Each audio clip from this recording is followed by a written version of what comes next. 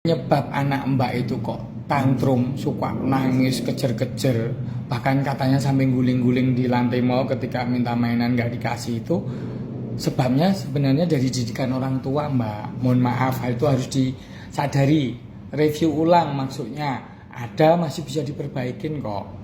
Ya, jadi tumbuh kembang psikologi anak itu dari umur bayi lahir sampai umur 18 bulan itu kira-kira itu pada fase trust and distrust. Jadi percaya pada seseorang karena masih tergantung, belum bisa jalan, belum mulai belajar merangkak berdiri, belum bisa makan. Jadi belajar kepercayaan pada orang tua.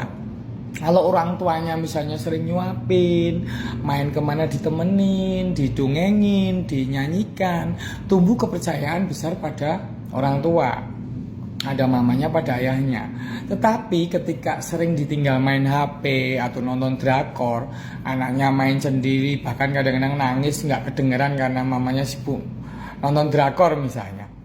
Nah itu anak jadi kepercayaannya kepada mama sama ayahnya kurang.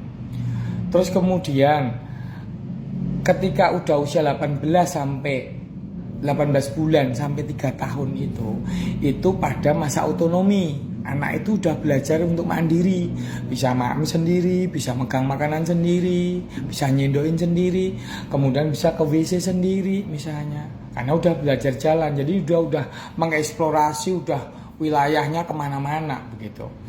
Tapi juga ada rasa malu, misalnya dari kecil udah sering dibentak, itu timbul rasa malu. Apakah pede nggak pedenya ditentukan di masa ini. Kemudian fase ketiga itu pada umur 3 tahun sampai 5 tahun. Itu anak-anak sudah mulai inisiatif. Misalnya melihat ada yang ngetok pintu, mulai berusaha bukain pintu, seperti itu. Nah, kadang-kadang ada rasa bersalah. Karena pada saat itu anak takut bahwa inisiatifnya itu salah.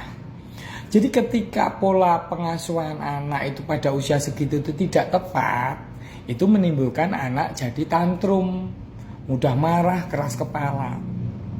Jadi umumnya itu fase pertumbuhannya loh ya, tapi coba dikoreksi dulu sementara mbak.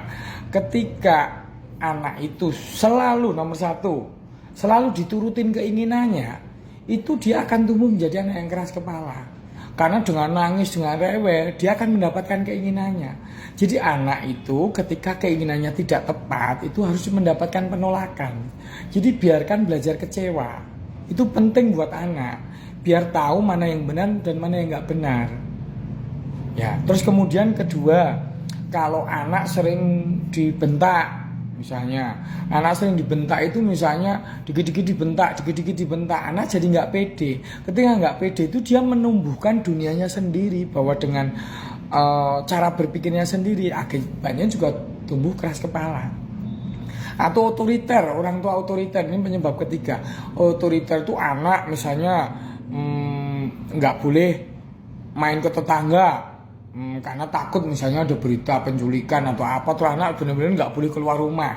Sedangkan dia butuh berteman, butuh sosialisasi, karena dia tahu ketika berteman itu fase psikologisnya itu akan ketemu bahwa bagaimana teman-temannya membandingkan dengan teman-temannya menurut sudut pandangnya sendiri.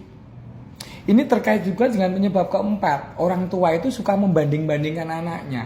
Kalau orang tua udah membanding-bandingkan anaknya, sudah anaknya timbul nggak percaya diri dan dia tumbuh dalam pemikiran di dunianya sendiri.